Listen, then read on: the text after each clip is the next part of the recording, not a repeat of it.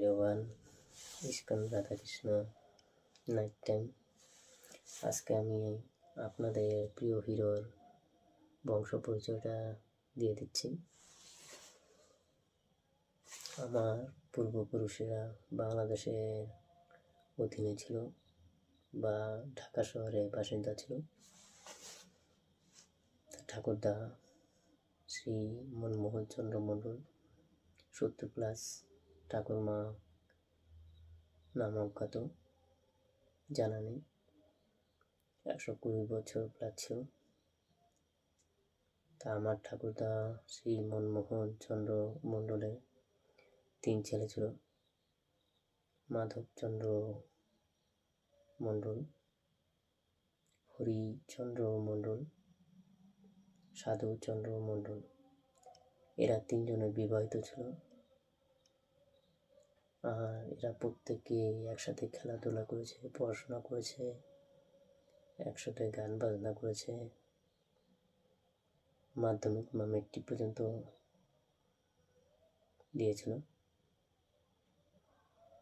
তাদের স্ত্রীর নামগুলো বা বোন নামগুলো বলছি। মাধবচন্দ্র বউয়ের নাম সোনালক্ষ্মী রায়, আর হরি এবং সাধুর বউয়ের নাম আমার জানা নেই, অজ্ঞাত। তারা দেশে দাঙ্গা লাগার সময় বা দেশভাগের সময় ভারতে চলে আসে। তা এই ভারতে এসে তাদের নিজ নিজ পদবি বদলায়। মাধবচন্দ্র পদবি হয় রায়, হরি এবং সাধুর পদবি হয় সরকার। তা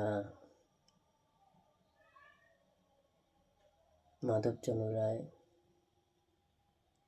তার বউ বা স্ত্রী সোনালক্ষ্মী রায়, তার 7টি ছেলে, 2টি মেয়ে ছিল। আর ছেলেদের মধ্যে কনিষ্ঠতম এই আমি। আর আপনারা তো প্রত্যেকে জানেন যে আমার নাম, আরেকবার বলি, শ্রী মহারাজ রায়।